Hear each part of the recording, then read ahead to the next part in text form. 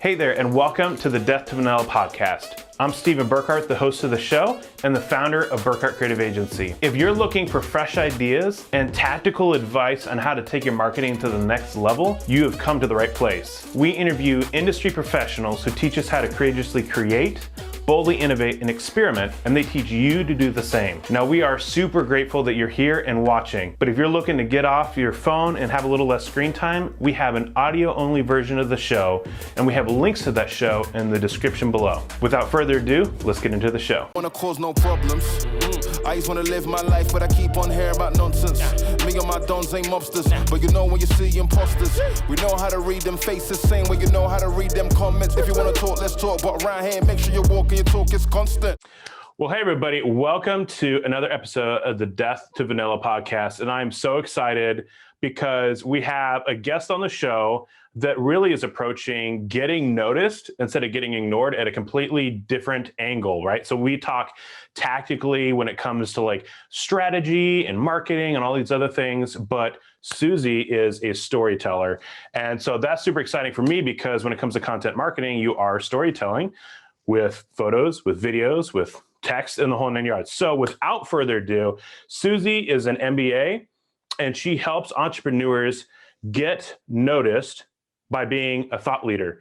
And so she works with people who are ready to stand out and remembered and make a bigger impact, even if they're nervous doing it, right? And so she spends a lot of time just on a personal level, bicycling around in Canada. And so I've heard that place is beautiful. So she's in beautiful Victoria, British Columbia. And you also read a ton of books on entrepreneurship and scoping out cool innovations. And so that's super exciting, right? Because when we talk about Death to Vanilla, you know, that encompasses so much of what we are about, right? And so for you, what does Death to Vanilla mean? Well, what it reminds me of is death by PowerPoint. Okay. Right? And so I live in the same world as you, which is I want things to progress. I want people to live from their strengths, talk from their passions, but people always seem to revert to what seems to be safe. But the safer, I think, choice is becoming riskier and riskier every day. That's certainly true in the speaking world. And when I say speaking, I don't mean professional speakers. I mean the rest of us who are speaking to market our businesses, our services. Because frankly, as far as I'm concerned, the pandemic has basically hosted a whole bunch of new entrepreneurs into the online market space.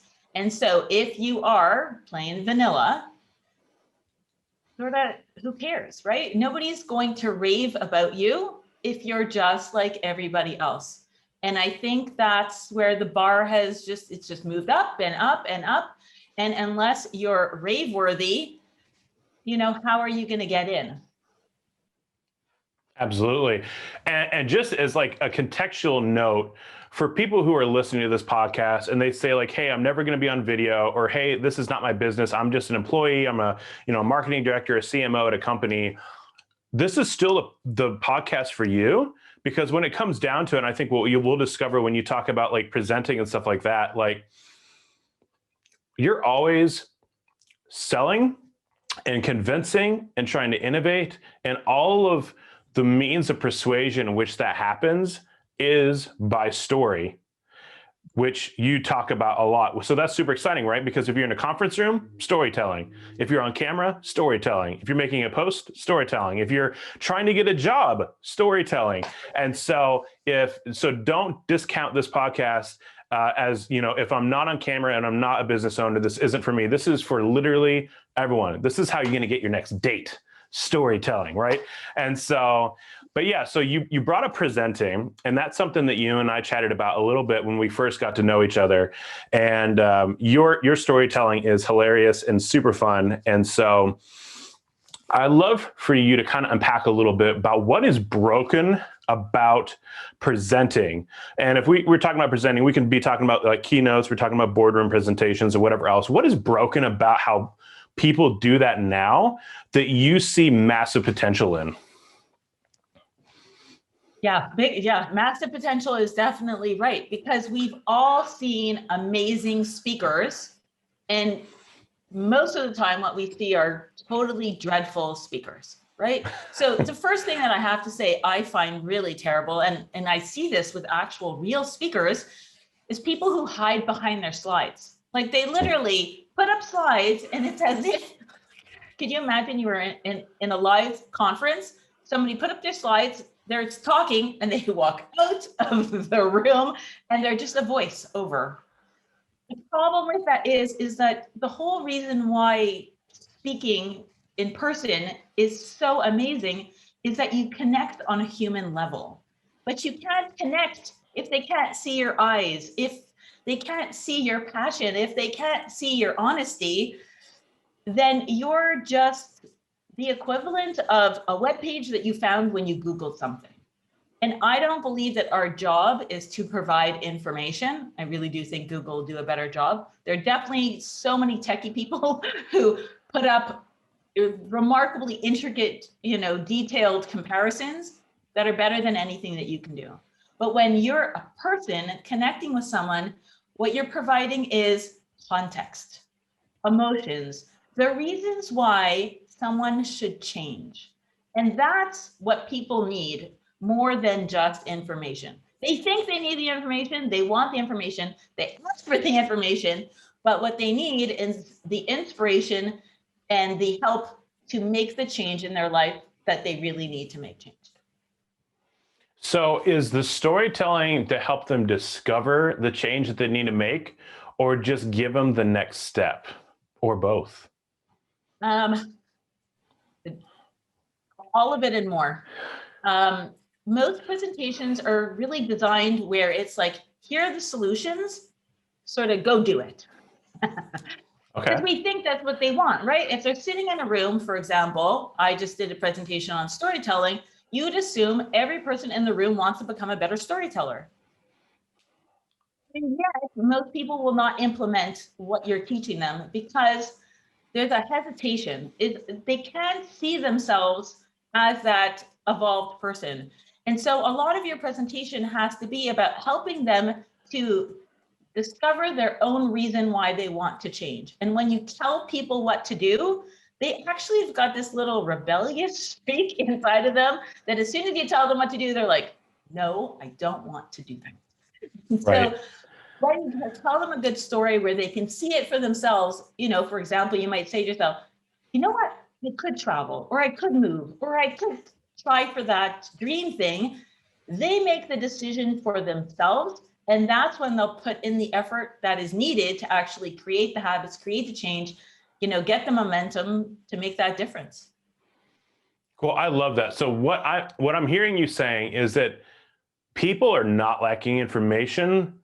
They're lacking maybe vision and motivation, or maybe ownership would be a better word. What are you thinking? All of it, but the problem really is that the presenter assumes that the person is going to make a logical, rational decision from their brain if only they have enough information to do it.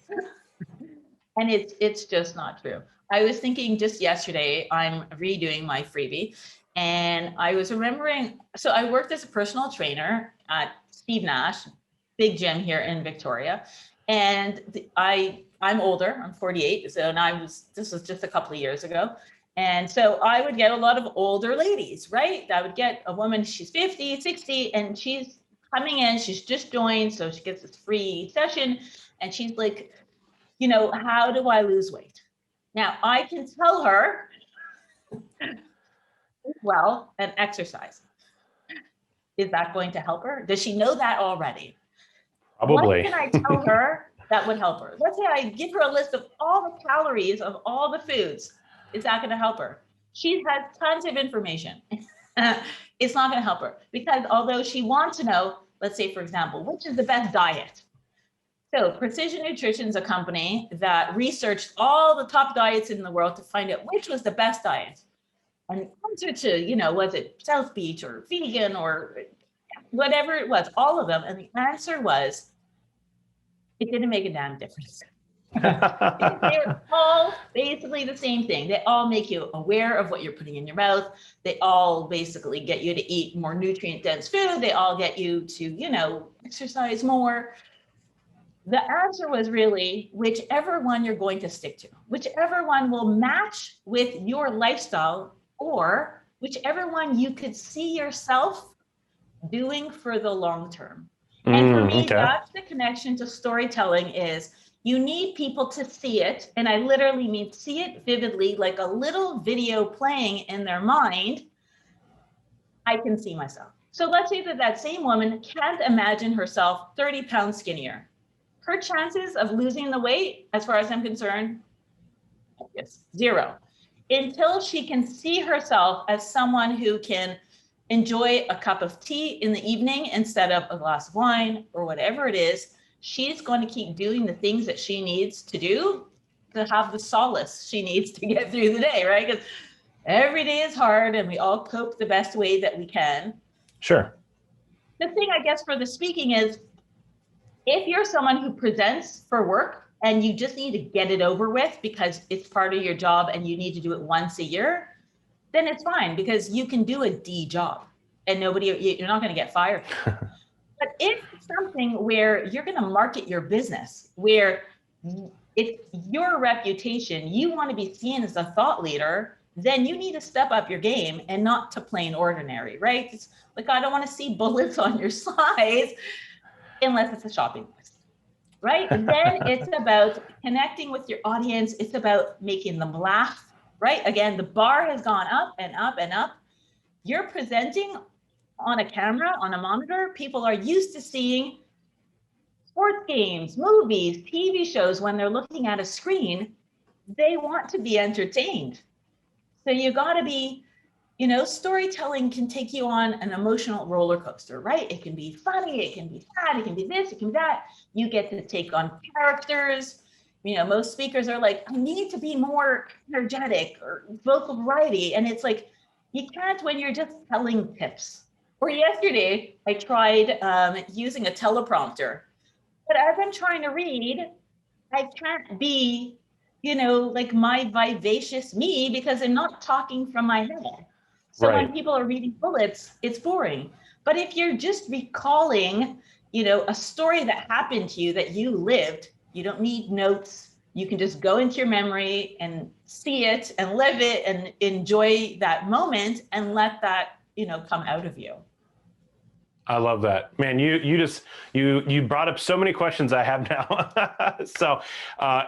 So, okay, so clearly you have a hate for bullet points and well, at least for a slide. I'm no, a violent obviously. person. I want the bullets put away.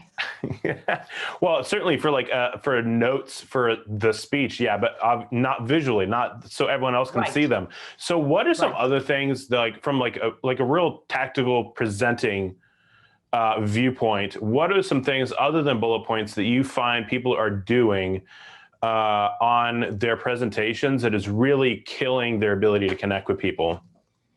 Okay, so before we do that, let's solve the bullet points problem, right? Okay. So we were talking about this idea of being more entertaining, right? We need things to move along. If you have a slide that's got 7 bullets, right? That's when I did my MBA. It was 7 lines with 7 words each, 49 words. And how long will that sit on the screen for? And the answer is like 5 minutes, which means you're killing people, right? You're killing them slowly and they can't take it. Because we've gotten to be a world where, we've got like stories, right? On Instagram, it's all dopamine hits. So what I'm saying to do is very simple. Take every bullet and every bullet becomes 1 point on a slide. So now, however many slides you have, times 7 at least, right? Every slide should be a photograph or a few words, not 49 words, because if they're reading, they're not listening. Nobody can do both at the same time. But Right. It's okay to have things like charts. So for example, you're saying, what else?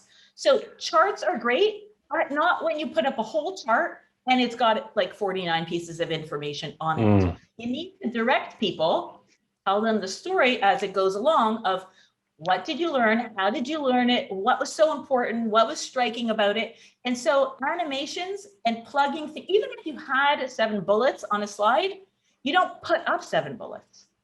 You put up one, and then you gray it out, and then you put up the other one.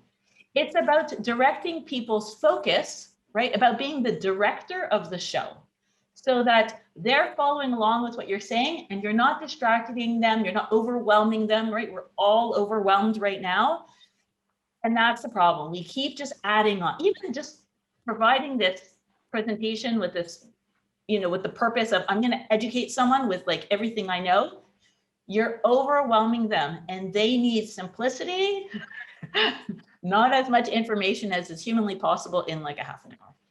Right. No, I think that's great. And I think the thing that I'm picking up on is whatever you can do to pick up the pace of transitions is really the key, because you're really fighting against people's inability to stay focused.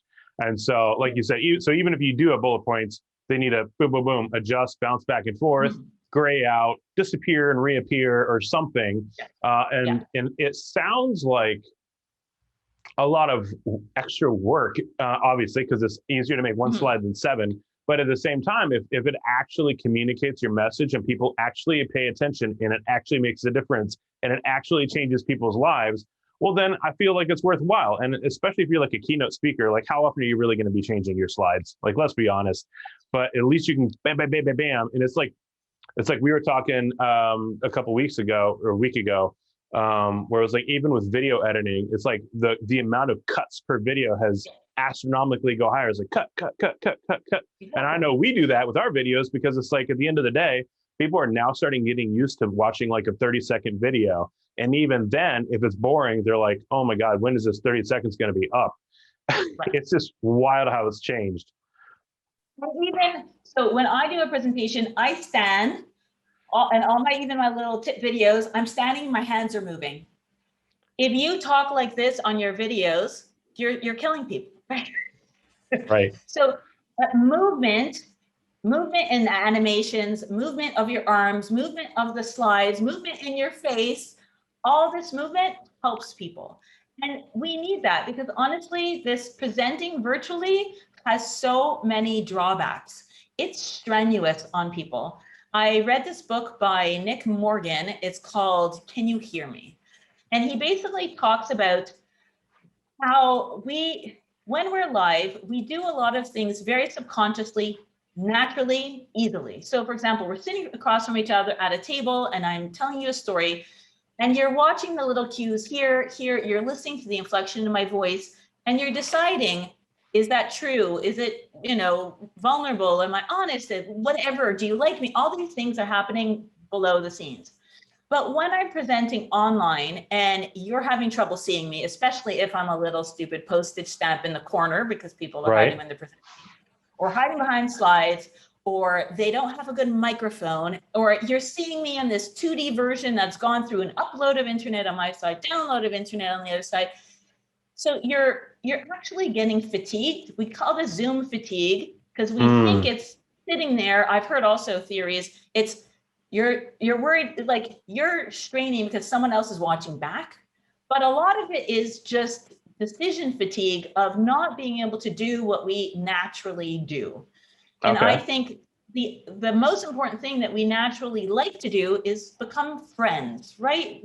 We like to have a good time, and storytelling is our way that we connect with people on an emotional level. We like them. And when you take that out and just leave the facts, it's so dry. And we're so used to this world now. It's even more painful. It just really is. Well, that makes so much sense, because if you think of it just like a conference table and you're sitting there and let's just say you got a minute or two before the presentation starts, or even during the presentation, you're able to like lean over the person next to you and say like, oh, that was funny, or that was cool, or that was interesting. Like there's still interaction going on. If you did that during a Zoom call, you'd be the douchebag of the group, right? Because it's like everyone can hear you. It's not subtle. You're not going to be sneaky about it. You know what I mean? But you lose that kind of like, small talk BSing thing that people do even during a meeting. that it does change the dynamic quite a bit. Yeah. And there's another thing that's really changed that I think is a real detriment to society, which is we don't laugh as much anymore. So, when you go to like a second city, I don't know, the little, laugh clubs, whatever, comedy clubs, how they're always small and cramped?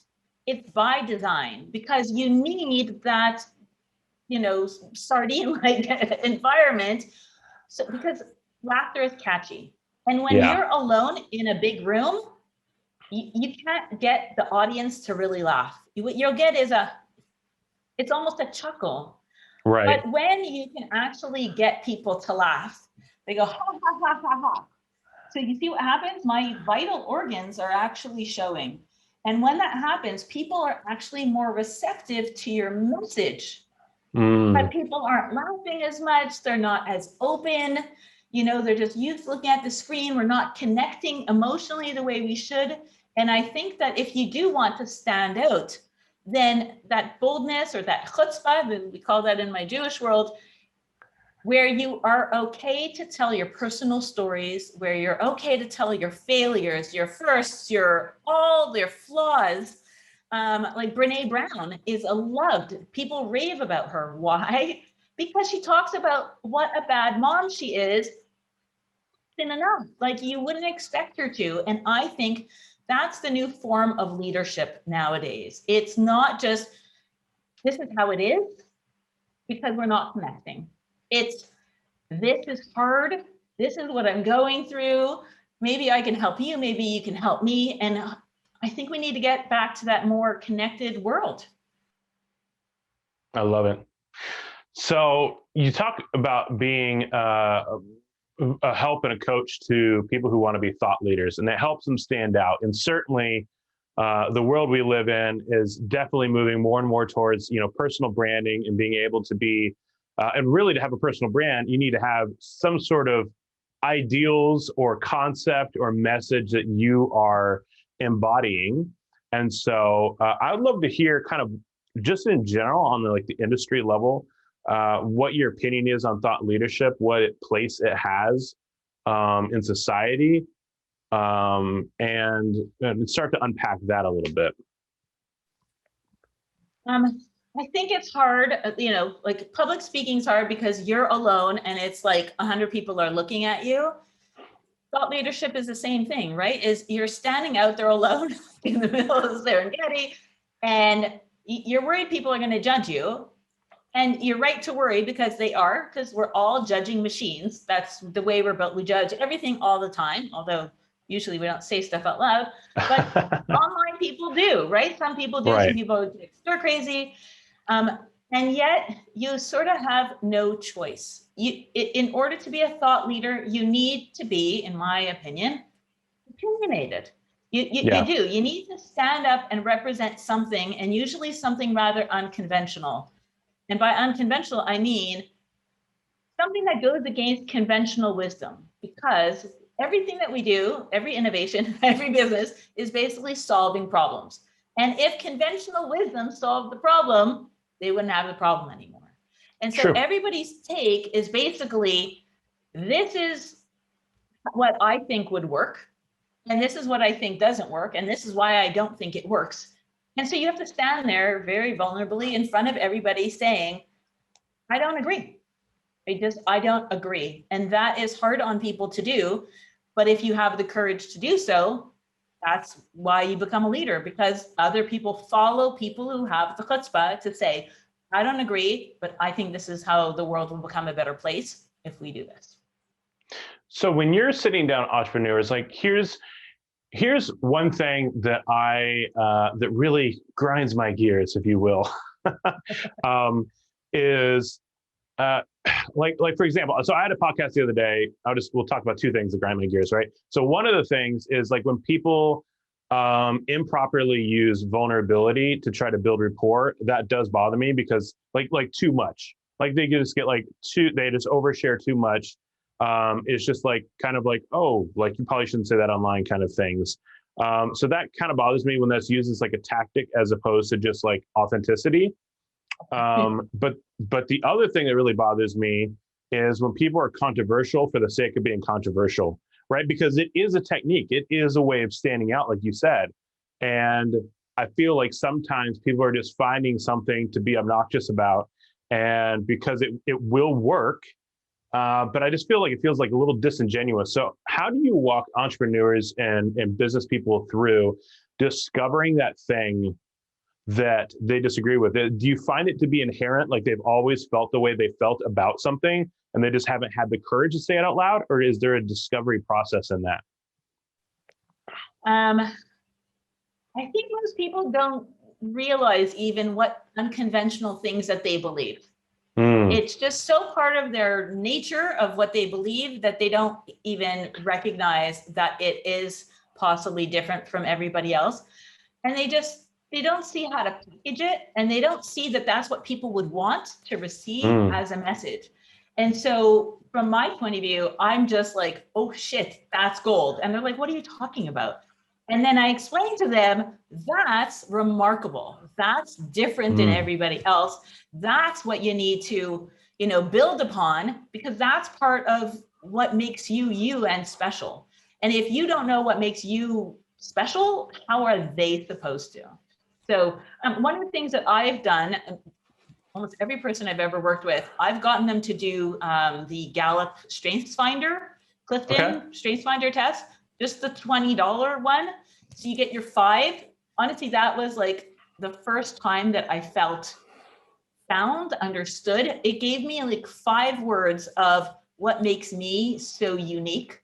And so that I could bring that out, because honestly, it feels like every day the world is battering you down to try to, just like make it through, and you feel less and less special.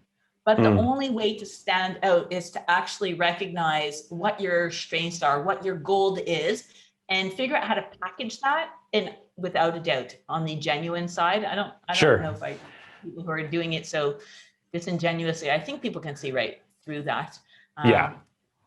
So I don't worry about that. I more just see everybody's sort of coasting along, and you're not going to come out of your shell and be like amazing until you're so passionately, strongly believing whatever, and you're recognizing that it's different, and that you need to help people to see that, and that it's your job to persuade them. And I mean, in their head, in their funny bone, in their gut, in their heart, and not just in their head. And that's the problem with the informational way, is it leaves out all the rest of the humanness in us. Yeah. And we're just, we can't take away how flawed we are as people and how much we need connection. So I don't know how long ago you took your test. Do you remember what your words were, if you want to share? Yeah, absolutely. So I am strategic, which means that I can see a lot of different ideas, and I can very quickly see right through and go, oh, that's the good one, do that. I don't waver about things like that. I'm a maximizer. So let's say, a lot of companies are just trying to improve by 5%, or, they want the employees to improve their productivity by 5%. That is not how I think. And I'm not somebody who wants to help someone go from like an F to a D. Like, I want to see 1,000% improvement. I want to see people living in their talents and like soaring. So that's, to me, what riles me up and gets me all excited for the positive, not for the negative. Right. WOO, which stands for winning others over. So I love this thing where, I go into like a networking meeting, I know, back in those days, and I would meet a stranger, and I would somehow hear something cool from this person, another cool thing with this person. I would hook them up, and they're like, wow, like how did you even know? And I'm like, I don't know. Like, it's a talent, and I love it. And it's like, the world's changed to be a better place. Yeah. Number 4, learner. So I am a voracious learning machine. Like, I could go to university for the rest of my life and not run out of classes and books. I can't tell you how many books I own. It's Oh, geez. Yeah, that's awesome. Okay, and not enough time to read them all. And I have to think about the fifth one because it's not coming to me in my head. But the words, you know, most people don't see how special they are. They don't get that. When you're a voracious reader, you think everybody's reading all the time, when it's like something like 50% of Americans haven't read one single book since they finished high school. And you're like, It's crazy. I can't imagine, because like I read 3 this week. And that's the thing, is you need to step up and stand up for what you believe in, no matter the consequences. But you also have a responsibility to put it forth in a way that people can take that for themselves and do something with it. And to me, that's where the skill of public speaking comes in.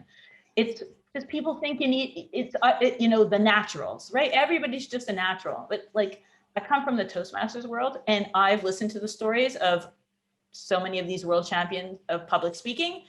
Almost every one of them had a stutter or something where somebody said something. The gentleman that I studied under, somebody basically told him he sounded like Daffy Duck, and he didn't talk for like 3 years of his high school years, not a word. From like whatever, you know, 12 to like 15, not a single word. And he became the world champion of public speaking, because when it comes down to it, it's a presentation skill, not a presentation talent. And there are a lot of things that you can work on. There are a lot of little things, nuances to it. Like, I make these little YouTube videos. I have over 100 of them. And it's just one little idea that you can take forth and implement. And you don't just rely on it. Oh, well, you know, if only I were more outgoing, because lots of speakers are definitely not outgoing. Yeah, people are terrified of speaking publicly, like more so than dying. Some aren't. Some get some good, you know, innate pleasure out of it. And some of us, you know, we see someone speaking once and they're so amazing, and there's just this sort of light bulb that goes off in us that just says, oh, like, I want to be like that. Like, there's a beautiful angelic power of being able to be in front of a room of all these people and help them to ameliorate their lives. Right. No, I love that, because one thing, like, just to kind of share like a personal journey of how I walked through some of that. I forget, I think I was on Twitter or something like that, and people were talking about your story and how that affects where you are now, and how that's a part of your story in your business, and so on and so forth. And so I was thinking back through my history, and for a while I play guitar, and so I was playing guitar in the church band, right? And so every single week that I played, it was my mission, like personally, just naturally, to try to have like my sound and like how my style was, but have it fit just super perfectly in the band that I was in, right? So, and we rotated players and stuff like that. So it wasn't like it was the same thing every time. And I feel like my journey in both being myself and fitting inside of some already moving parts is how I was able to navigate into making content that was obviously my style, but fit within the branding of the companies I was working with, because I had already been practicing like my uniqueness and understanding what group I was in at the moment. And so, you know, and my mind just like exploded when I got that realization, because I was like, that's actually like a pretty interesting, powerful story on how your past has prepared you for your present. And, but that was something I just never realized, never really thought about. And so that was one of those things where like, oh, like that's unique. Not everyone goes through that process. And yet that's part of who I am and why I am the way I am now. And that's a great story to share. And so to your point, I had definitely downplayed and was completely blind to the unique way that my history, in a way that would actually be beneficial to someone else. And so, yeah, so I 100% agree, 100% believe that. And for someone who's as introspective as I am, and I did not put those pieces together, I'm sure there are so many people listening who can now take some time to think about their uniqueness by, like you said, taking that test. So thank you for sharing. But it's a combination. You're unique because of the experiences that you've gone through, the traumas that you had growing up. the great moments that you had growing up, but also some of it is, as far as I'm concerned, and that test, I think, is what that's for, is what are your God-given talents? Like, what were you born with? Like, I remember the video from Marcus Buckingham, who's one of the originators of this test. And he's like, you look at this child, he had 2 children at the time, right? And one of them was just, you know, worried about everything, and it's just in his nature, and that's how he was. And then the other child was the exact opposite. Now, both of those, you know, that child who's worried about everything, you might keep telling him, stop being so worried about it, stop being so worried about it. But you know what? What if you think of it as actually his strength?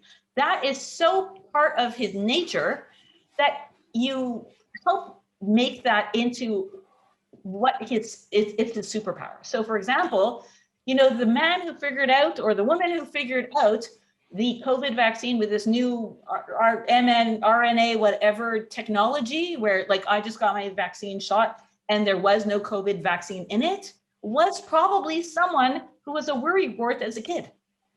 And Right. so you take these things and you accept them and you say to yourself, how can I take this thing? Like, so for example, some people call me a loudmouth. But yeah, if I'm in a company where everybody needs to be quiet, I'm a loudmouth. But if you put me on a stage, or if you put me at the head of a company, then isn't it my set, right? Yeah. And so sometimes we diminish our capacity, and sometimes what we need to do is change our situation so that the thing that we're naturally good at, right? Like, you know, a horse is amazing when it's running across a field, but not so fabulous when it's swimming. So it's the position, right? And so if you're in the wrong position, it's not personal. Yeah. So I think that's part of the story of, you know, even getting back to the which diet works for you, right? It's the one that you're going to use. Is you need to find your way of being a speaker, a presenter. So let's say if you're more analytical, then by all means, have more charts. But you still need to remember that it's about the audience. And if most of the people in the audience are like me and I'm not analytical, then you need some stories to go with it for me to have the numbers make sense. No, that's fair. And I think that really goes back to just like the whole sales concept of benefit versus features. And it's just kind of repackaged differently for a presentation where, like you mentioned before, if the presentation is all data and all facts and stuff, that's essentially like feature selling. Where as opposed to benefit selling is, hey, how is this going to change your life? And the same thing with the speaking, where it's like, instead of just sharing facts and figures, you're sharing stories of how someone could change their life or see the change that they could have on their own by the stories that you tell. Yeah, so I agree with that. And I think that that's true, whether it's copy on a website or whether it's speaking or anything else. There's a level of translation that has to happen from where you're at until what the audience needs to receive. And that's part of our job as a speaker. And I think one of the biggest takeaways that your audience can get, which is most presenters are very focused on me. What information do I have? Will I look smart? What are they going to think of me?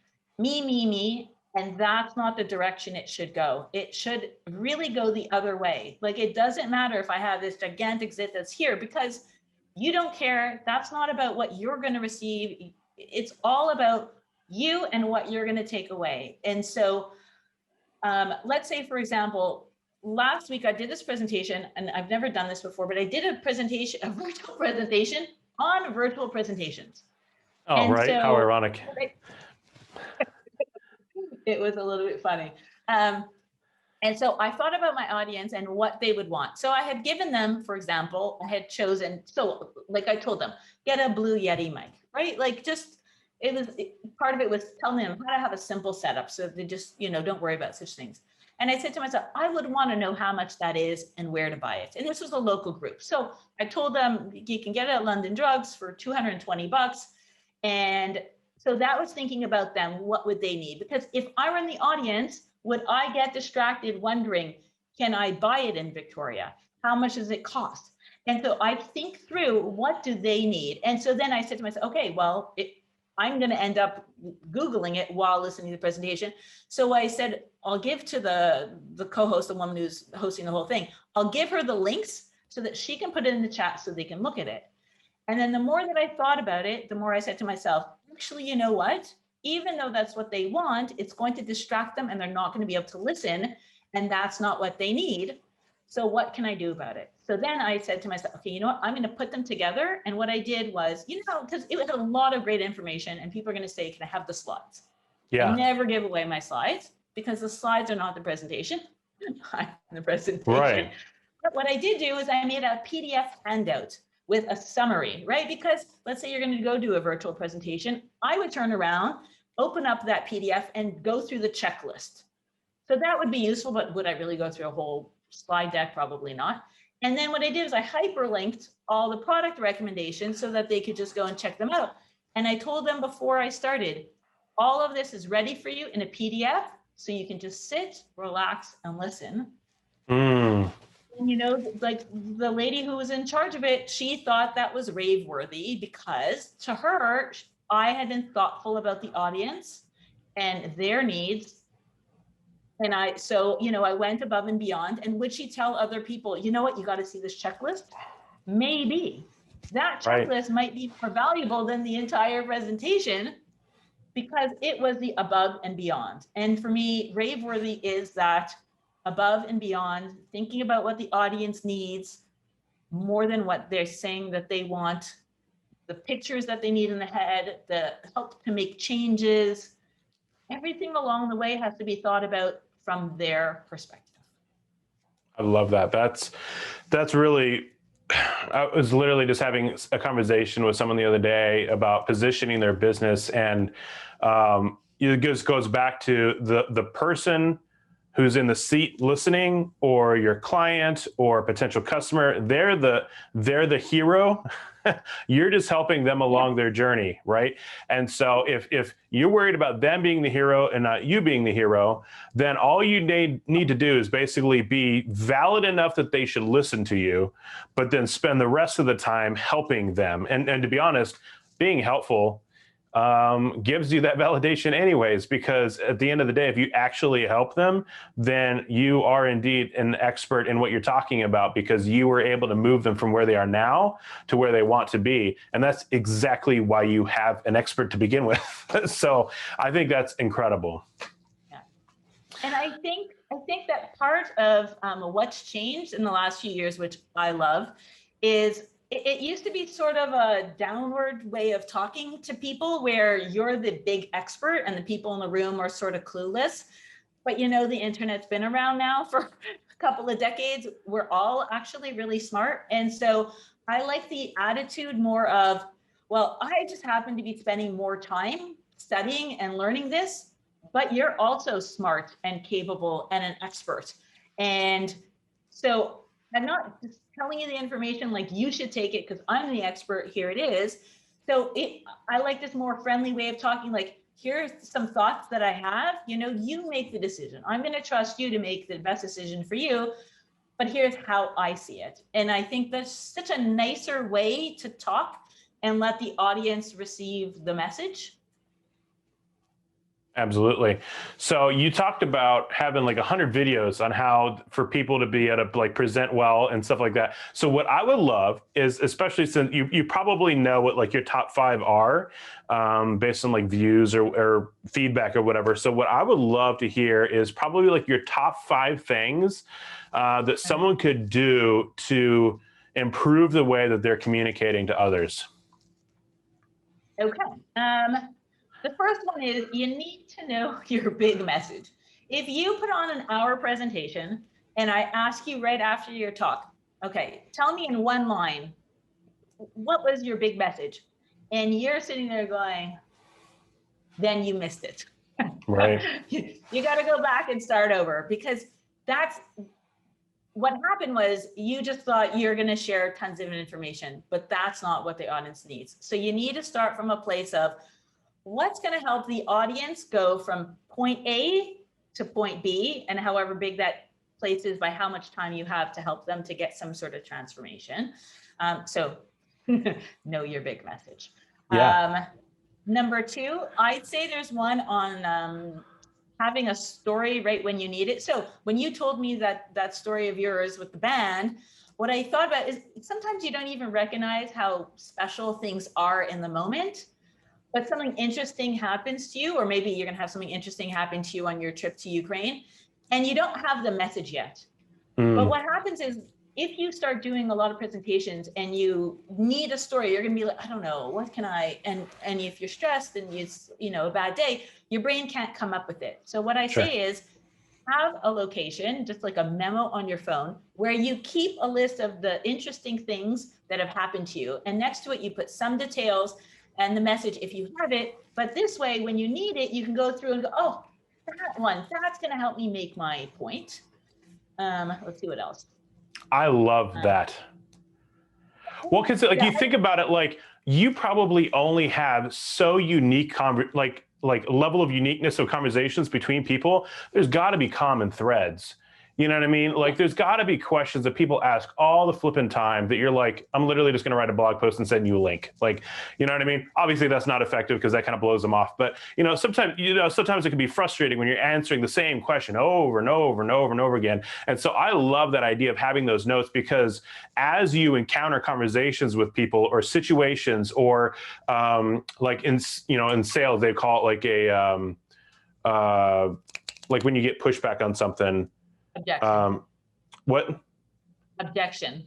Yeah, when you come across an objection, now all of a sudden you've got a really great story to walk people through all of their objections, or to make a point, or to answer questions you already have. And I think that's wonderful because, like you said, in the moment, you're not necessarily going to remember, but even the fact that you've typed it in is still like another like memory cognition thing, where like you've thought about it, you've maybe thought through it, you've typed it, you've read it, and now you're prepared with all these great stories that are going to really inspire people to talk to you. So anyways, that's just a random side note. So let's see what else. It just makes me think, I think people don't recognize the value of using stories, basically case studies. And I think this is really helpful to help people to see, oh, she gets my problem. She understood all the different things that were like coming at me. I could see how she implemented the solution. And you're walking them through your process and how we work. Because part of what you're really trying to do in this whole thing is prove to them that you're someone fun, capable, and that you can help them solve their problem.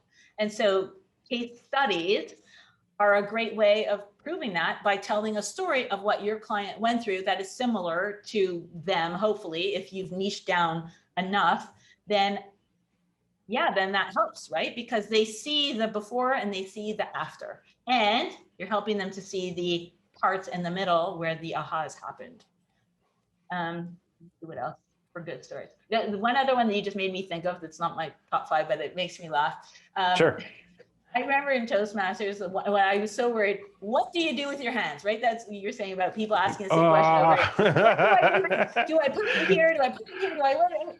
And so I made a video and people just like walking by, and I'm like, here's what I want you to do with your hands. Whatever, if you were just if I saw you on the side of the road and we were just kibitzing about what's going on in our life, and I would talk like this, and I talk like a Jew, like do exactly this. They want you to be not put on like this, but be your most lovable, outgoing, friendly self. I think that's the good, authentic, bubbly way that we want to hear people be.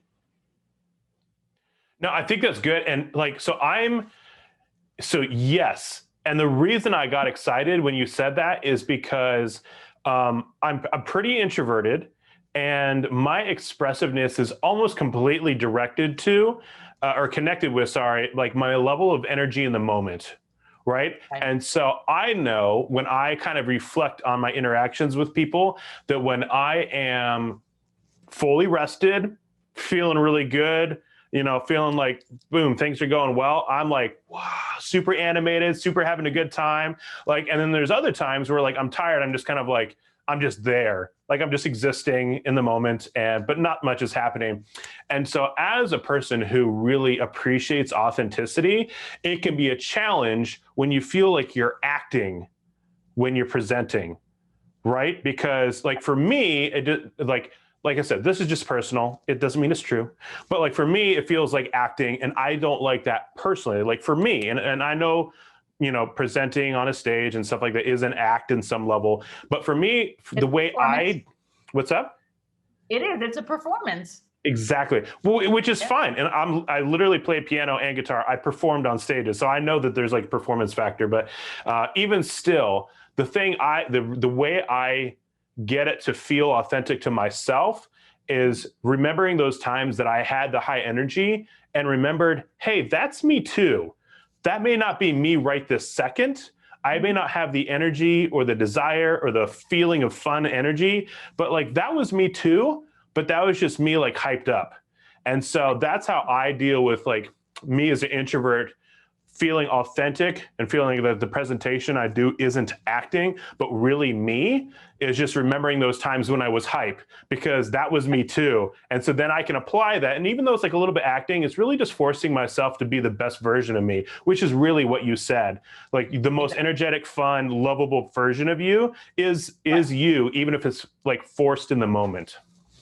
Right. But I'm not saying you have to be positive. So actually one of my favorite videos is about my favorite author. She recently passed away. Her name is Barbara Sher. And she would call herself an unmotivational speaker. So a lot of us think that our job is to motivate the audience with all this positivity. And I think positivity is one of those talents, and it's not everybody's. It's certainly not mine. And so she was like, her husband walked out on her with 2 little kids and she had to work, and, you know, she's like a little pissed off, and her ranty way is something I can relate to more than the people who are positive. To me, actually, she's a lot more relatable, not being so peppy and so happy all the time and talking about her life sucking and whatever, you know what I mean? So, and I think that's part of being okay with who you are and even with your bad mood. But yes, some of it needs to be, what does the audience need to receive? But some of it needs to be, I'm okay being me because this is who I am. And the people who resonate with what I'm going through and what I believe, they're going to be drawn to me. And I don't want the people who want that other, you know, type of motivational speaker. No, I think that's great, because that to me is the perfect part of what you were talking about earlier, which is discovering what's uniquely you. And so we're talking, you know, on the podcast about, you know, being bold and standing out and doing all those things. And it's a bold move not to be the upbeat, happy, positive person, because inside we're saying to ourselves, like, who wants that? Like, who wants to deal with my problems or my way of communicating or whatever else? And I know I deal with that because I feel like I'm pretty blunt. And so I can be like a little bit of like the reality check guy that's like, nope, you're not getting away with that. That's BS. And so sometimes that can be tough to fully embrace, because that doesn't feel happy and exciting and all these other things that you want to be. But not everyone wants a cheerleader, right? Which is exactly why you actually love that other lady, because she's not a cheerleader. She's not just like, you know, smiles and rainbows all day long. So, but because of that, she's a believer in practical things, and her books are filled with, so you don't have to have motivation. You have a million projects that you've stopped in the middle, and she finds the beauty in it. So she still finds a way to make it, you feel good about it, and see how maybe you are just done with that, and that's why it is like that. Maybe you need other things right now, or whatever it is. And so there usually is something about why you're like that, that you can use as a strength, and that you can use to connect to your audience, and that you can use to make your brand and your message stronger and stronger and stronger, as long as you keep connecting it to being you, more and more you. There are enough people out there who can resonate with a million different yous, that you don't need to be like somebody else. I think it's about offering that context, right? Like if you're just like an old grump and there's no context, people are like, you're just grumpy. You know what I mean? Like, but if you are able to tie that in and build context around, like you said, like you told that lady's story perfectly. She was like cynical and really practical because of the cards that life handed her. And you're able to have context for that. Like, okay, that makes sense that she's working through some stuff. That makes sense of why she's practical the way she is, because she had to raise 2 kids on her own and she had to be practical. Like, that's the context. And sometimes I think people forget how much context you have to paint so that way that they understand the perspective of where you're coming. And context is all in the storytelling. Exactly. That's why you're on the podcast. So storytelling. You know what, right. actually I find really funny? I see storytelling in places that I never saw it before. I remember writing my website, and I had this business consultant look at it, and he goes, "Holy shit, like, you're a really good copywriter." And I was like, yeah, I don't know if I am, but I used the story format for the page, and it flowed in such a natural way that, because people have this way of believing and seeing the world in that sort of format, that it just worked. So for example, you know, how many movies have we seen where, you know, the hero starts with, he's got something he wants to achieve, but then he has a problem, and then he's got to figure out how he's going to change, and then it's like a guru. We're used to that. And so when you see something that follows the order and the way that you like to naturally hear things, it just works. The same thing, Tamsin Webster, she's a presentation coach who works at TEDx Cambridge. She's the executive producer, idea strategist. She's coming out with a book on May 17th. You guys should all buy it. It's the best $10 you're ever going to spend. And she basically uses the story format as the underpinning for the structure of a presentation. And she literally goes, goal, problem, truth, change, action. And she fills out the parts. So it's not just, you know, what's everything I know on the subject. It's about helping people to see the story, because to her, every idea is a story, and everything that you believe is a story of what you believe about the idea. And so she gives you the story as help along the way. It's just so fascinating. This story is just everywhere. And when we try to sideline it by being vanilla, it just ends up boring, and you just don't get anywhere. And I think we live in a world where shares and raves and entertainment are becoming more and more and more valuable. That's awesome. Well, hey, I could literally talk to you for so much longer about this, but obviously I want to respect your time and keep it within the hour and make sure people actually listen to the whole thing, which I'm sure they will. But oh man. So I really appreciate your time. It has been incredible. Like I said, we could probably talk for hours more because you are just unpacking so many things, but thankfully you have a website, right? And so if you could, well, I mean, like, let's be honest, you know, there's literally 100 videos to watch on how to present better that you made. And so I'm excited because I did not realize that. I guess I need to do better research or something, but I did not realize you had so many resources in that. And that's fantastic, because I'm on video a lot. And so me being better at that would not be a bad thing. And so, yeah. To learn. Always. Yep. And so if you could share where people can get a hold of your information, that'll be super awesome. We'll make sure to have it down in the comments or descriptions or wherever it needs to go. But if you could let people know where to find you, that would be amazing. So it's very simple. My name is Suzy Dickstein, and it's suzydickstein.com. And then if you go to like the bottom of the page, it shows I've got Facebook, Twitter, Instagram, TikTok. Even I stick my videos up on there, although they look exactly the same as all the other videos. I don't change the format. And YouTube. I personally think that I like it because I think you can binge watch, you know, you can pick a playlist of something that, you know, let's say I have like one on confidence and mindset, and you're like, that's where my problem is. And you just sit there and watch like 30 videos in a row, and they're all, I think almost every 90-something% of my videos are a minute long. So they're just little tidbit things, and yeah, enjoy.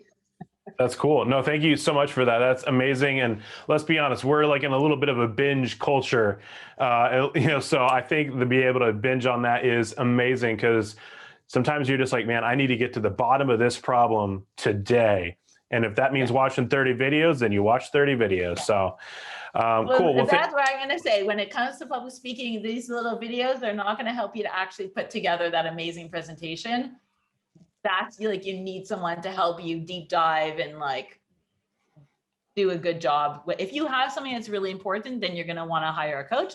These are just little tips to help you even just to realize how much you can do to actually be there for your audience, put on a better presentation. You don't have to sit down to PowerPoint and fill out bulleted slides.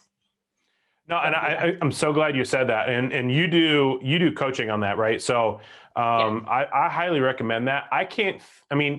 They call it a blind spot for a reason. Like if you have a blind spot, you can't see it. So that's when hiring someone else is so important, because of the fact that like you literally, if you could see it for yourself, you already would have.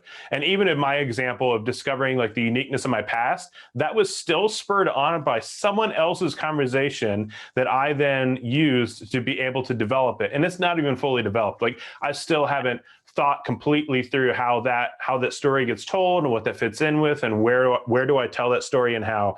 And so being able to have that outside perspective is huge. Big deal. Exactly. You need some coaching on how to do it well. Most people's storytelling skills, a lot to be desired, but it's totally workable. And when you get your stories to be really good, it's a little like that comedy act where you work on the timing, you work on exactly the words, where because you want to get laughs, you want to take people up, you want people down.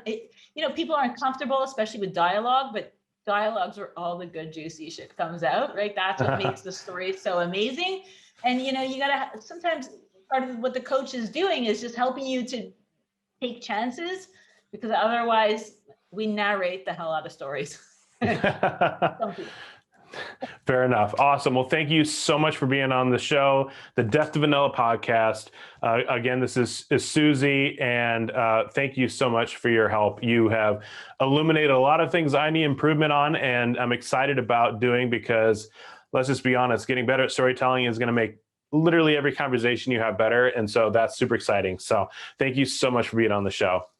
Wanna cause no problems. I just wanna live my life, but I keep on hearing about nonsense.